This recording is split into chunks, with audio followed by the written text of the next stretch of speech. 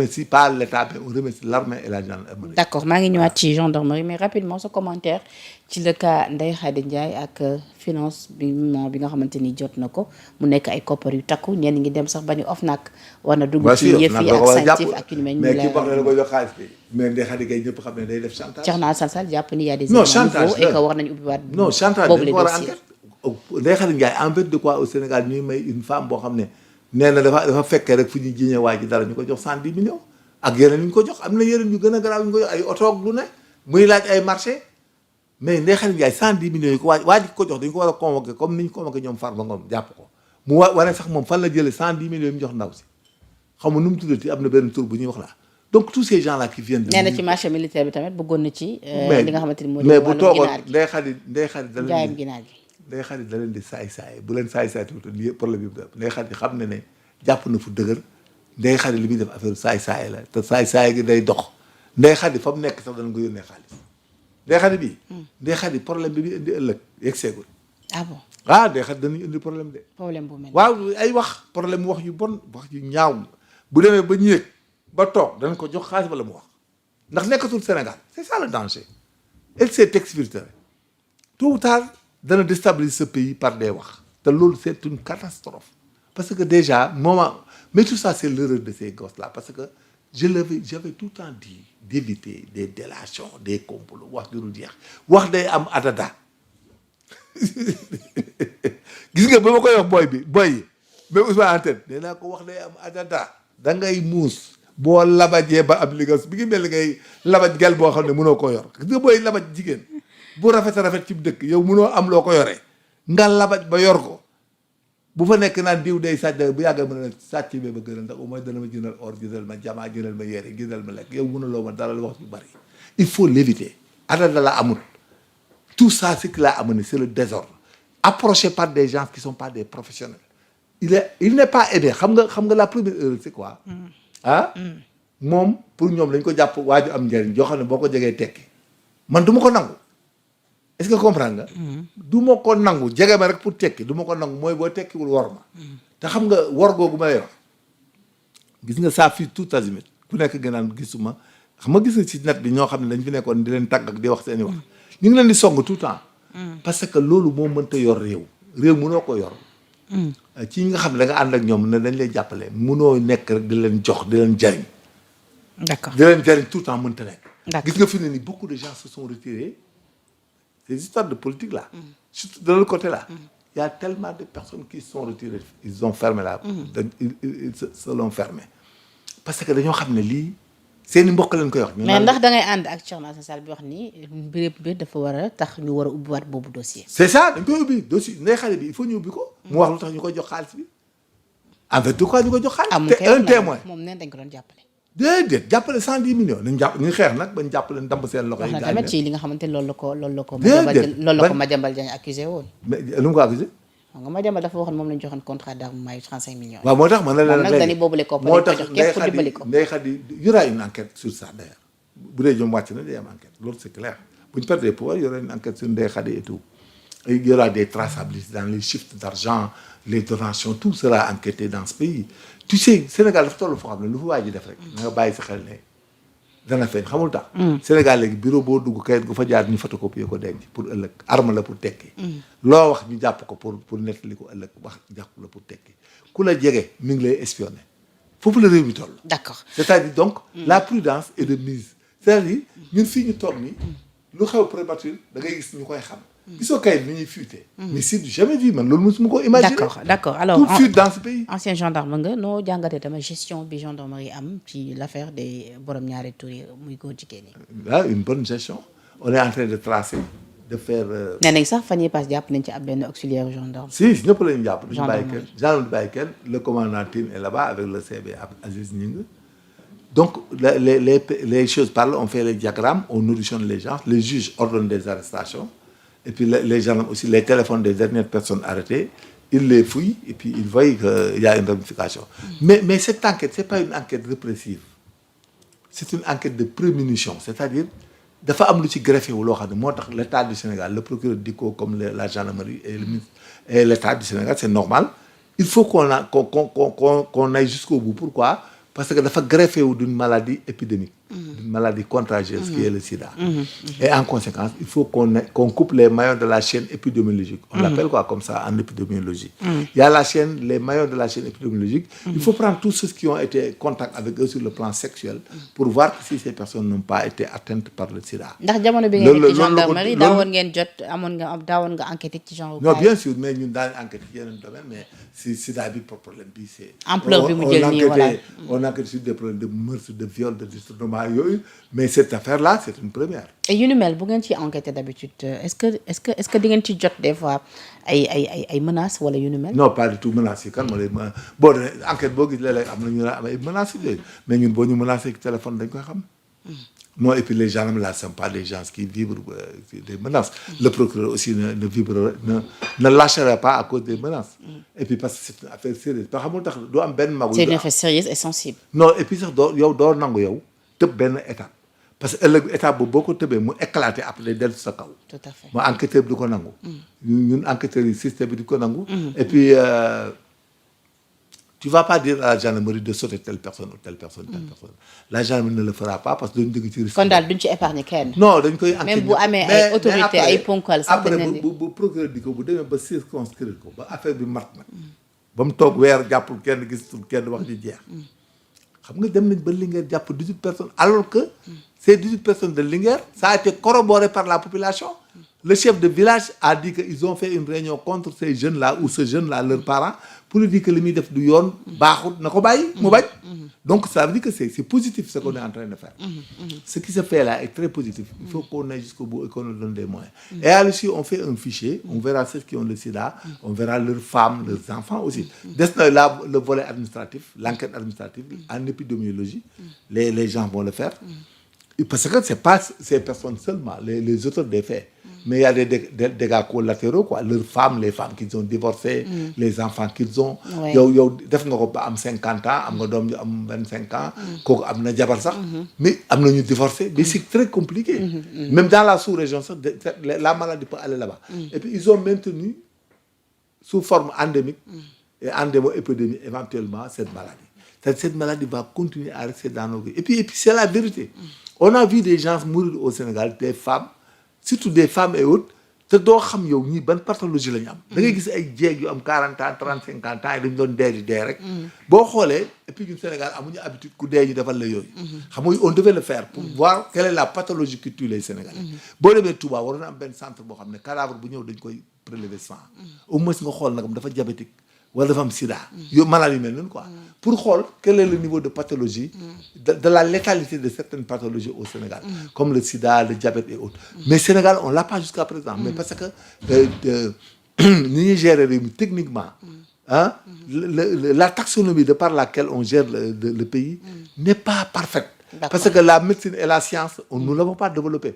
Les scientifiques et autres n'ont pas été pris en compte. Parce que réew du nit ñi duñ dee rek ngay suul. daal gestion bi ci genre di suul ay Baqiya di suul Tivaouane di suul Yoff y en a tellement qu'on enterre. Mais il y a des prélèvements qu'il faut faire surtout nag de prélever pour xool la pathologie niveau diabète bi xool lu koy wàññi Sénégal. est-ce que jàppoon nga est-ce que tour yu mag yi ngi ci dégg amoon nga ci mbetteel. Non, tour yi amul mbetteel. L'être humain est capable de tout faire en matière de mœurs, en matière de sexe, mœurs, argent. Nous les professionnels là on n'est jamais surpris. bu dee jigéen dina surprendre bu dee góor du ma surprendre. jigéen bu ne tekk nii ni móoru mën na taxaw def musiba gu rëy guddi. góor gi ngay gis aussi mën na tekk ni mën na def lu rëy ci xaalis wala même di tripoter des bonnes. Là c'est des réflexes qui sont associés à ce qu'on appelle les réflexes médulaires. Tu connais les réflexes médulaires? C'est comme loo tooyal mala yi quoi. dafa am un côté bestial chez l'humain. Donc loolu il faut booy enquête wala nga nekk psychologue ngay enquête dëgg il faut nga egg niveau boobu. Enquête mën nga gis ku rey nit ñëw taxaw way yu kii ku ko rey yor jaasi fekk moo rey waaj. day yor jaasi ji taxaw nag ku ko rey danaa ko rey di daanu di crise ñu koy jàpp. fekk c'est lui l'auteur. mais loolu yëpp observation la boo doon tekk di ko xool su paree ak yooyu ak kii bu ñibbee nga espionné ko xool ko këram ni mel. il dort tranquille wala il est inquiet il appelle téléphone maro bi nag ma ñaanal. coow li damaa bëgg ñu bañ ma cee tudd lu ñu la ci bañ a tuddee. yooyu ñun mës nañ jàpp benn ay voleurs braqueurs yu mag a mag mais on a pris man marabu bi lañ leen jàppe seen marabu bi leen ñaanal pour ñu bañ leen jàpp dañoo gis numéro yi rek gis ci ay sëriñ nangam gis ko ci vers le Diourbel ma xool tur yi koo ci identifié ñii nekk ay commerçants ils peuvent être des receleurs ñii nekk ay gel ñii nekk ay chauffeurs ñooñu ñëpp ay receleurs ñu gis ci benn marabu bi ñu laajee marabu bi ba xam ne sëriñ ñaankat la mais bi ñu ko seetloo da ko ñii da nga leen di ñaanal de mu ne numéro yi daa bëri waaye bu nga xooloon ñu ne ko waa kii da nga koy woo ci sa numéro xool kan la ci sa ñi fiy ñëw mu daal di woo ñëw mu ne ko kii di dama koy ñaanal dama leen di ñaanal fi ñu toll groupe lañu waaye ñoom ay fraude lañ ma wax ñoom dañu marabu ñun dañuy def fraude bañ ko ñu jàpp dañoo bëgg alkaati duñu jàpp saan duñu jàpp oui effectivement le marabu da leen doon ñaanal daal il s'est retrouvé ñu ne ko léegi da nga leen di woo ñëw ne da nga leen a géwante da ngaa li saxaar gis lu garaaw il faut ñu gaaw ñëw nga defal leen ay ñaan marabu était obligé ne ko non tu le fais sinon dañu lay jël jàpp la comme complice mais le marabu woo leen gars yi ñëw nga téye ji bi sans fatigue ba parce que même ci cas bi on te dit souvent ñenn ñi dañuy def ba jàpp ñenn ci borom ñaari tur yi. alors que duñ ko foogee diagramme la on les appelle c'est comme les produits artésiens. léegi lan mooy expliquer tamit le fait est que ni ñenn ñi ñu jàpp leen ci alors que ni ñu ngi woon ci dëkk bi te pourtant dégg nañ coowal góor jigéen bi amoon nañ peut-être occasion pour daw te daw. non dañ doon yaakaar ne ñoom seen degré d'implication ak kan yu ñu jaaroon du dekk mais xam nga dafa am diagramme boo xam ne boo yoroon tableau ni yomb na quoi gis nga boo bindee A B C D E ba A B C ba Z fii tur yi boo bindee tur yi tur boo jàpp nga bind gis nga boo ko bindaatee en da ngay bind nii tur bi bind ko vertical et horizontalement léegi nag gis nga xaare yooyu ku ci wax ak nit rek da nga koy crocheté da nga xam ne ñi def nañ liaison léegi da nga gis A wax ak B wax ak Z wax ak F aussi wax ak Y fële diagramme la rek benn diagramme bu tuuti sa bureau rek nga koy teg jàppale xam ñëpp ñuy def liaison kon ce que vous dites ma la comprendre bu baax ba nii am na ñoo xam tegguñ leen loxo te pourtant non tegguñ leen dañ koy gis xam nañ leen ba non dañ koy gis après mais kooku après gis nga ne waa ji wax naa ak moom mais man am na ñoo xam ne ci ñoom la ñuy bokk wala yooyu mais mën nañu wax ak man sans me rendre compte ëllëg wala ñu wax ak sama doom wax ak ñoom wala ñu wax ak keneen mais dans d'autres domaines ñii mën nañu wax affaire xar ñii affaire kër ñii affaire liggéey mais yow boo xoolee après les messages WhatsApp les messages SMS xam nga léegi les messages là léegi Sonatel da koy joxe et puis les écoutes là maintenant léegi parce que nee nañu am na ñu nga xamante ni dañu raxas nañ seen téléphone non ça veut ko te terewul serveur bi am na ko serveur bi nekk Sonatel am na ko et puis les gens peuvent écouter quiconque am na ñoo xam ne fii dañuy même boo nekkee fonctionnaire nekk sa bureau bu li nga daan wax ak yi nga daan communiquer yëpp mais gars yi dañu koy am. kon loolu mooy expliquer ñenn ñi gis ni jàpp nañ par exemple benn penda ñu leer mu leer leen ni man mi amoon nañu rapport ak man ci borom ñaari tur mais dañuy rester dans ce pays parce que dañuy jàpp ni. maanaam ñoom xamuñu ne les données sont emmagasinées là-bas et même satellitairement ak Google. Les données là sont confiées à des Google et autres soo demee États-Unis ak dans les autres pays même au Sénégal maintenant boo joxee numéro téléphone bi rek satellite da lay wan waa ji fi mu nekk boo amee données mobile fi mu nekk da nga koy borné ci saa si koy borné am na ñoo xam ne bu ñu la borné ci saa si dañ lay écouter ci saa si par balayage. Vous savez les pays sous-développés comme nous mais même les autres là booy wax ni gars yi dañ koy dégg ailleurs buñ ko soxlaa. loolu si ñëpp tout le monde le sait. léegi booy wax da ngay génn bàyyi téléphone yi yëpp dem taxaw fa la di wax waxi kese. mais téléphone boo téyee mën nañu xam ne tu parles avec tel téléphone ay erreur la. léegi mais dans cette histoire mën nañ jàpp ñoo xamante ni mën nañ dem ba ci finalité enquête bi. non fi ne actuellement kuñ ci jàpp. il faut ñu vérifier ne am nga relation sexuelle wala ñu yóbbu la nga def sida boo amee sida ñu gën laa téye boo amul sida même ñu amul sida sax d'habitude gars yi dañ leen di bàyyi ñu dem. waaw parce que on évite le maximum de retenir des gens qui n'ont pas de maladie. Vous savez le délit de contre nature est un délit instantané. moo tax gars yi xam nañ li ñuy def nii ni ñu ko defee noonu la ni ko procureur defee genre il faut prendre les gens pour diffusion propagation de maladies autres parce que le délit instantané. Si tu pars en droit après.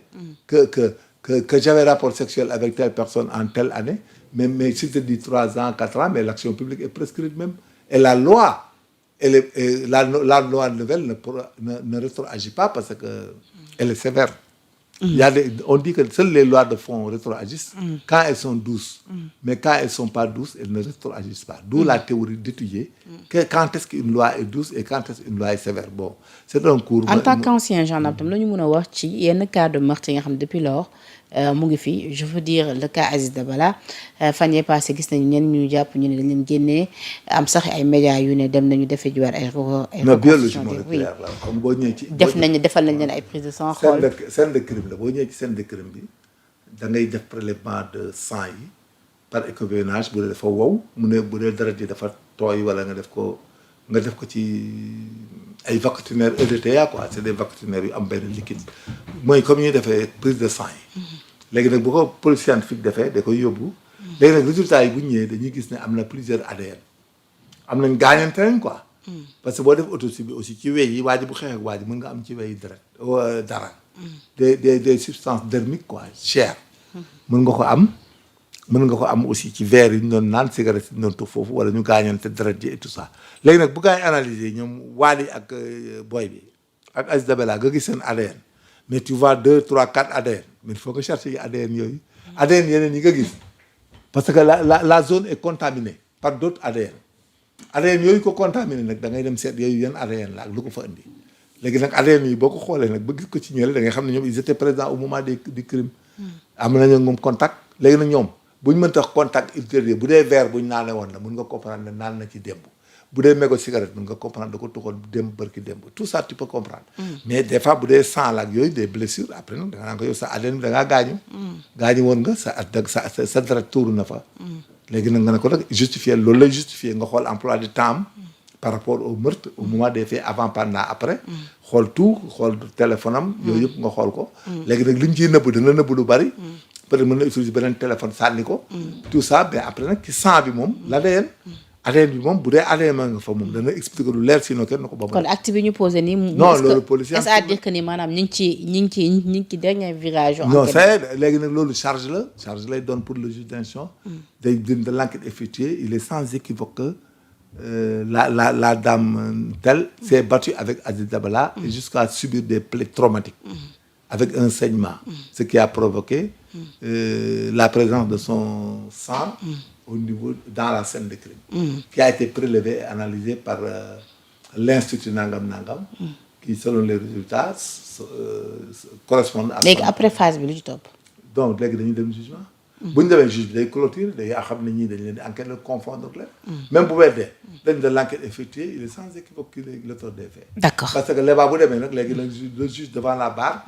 enquête yi nag ñëw commencé ko ne ko yow sa deret lu mu fay def. kon fi ñu ci toll nii xeex nga ak Aziz Dabala kon fi ñu ci toll nii enquêteurs yi am nañ lu wóor ci kan moo faat Aziz Dabala. non duñu am lu wóor mais dañu wóor ne waa ji deretam nekk na fa léegi nag loolu la waa ji wax.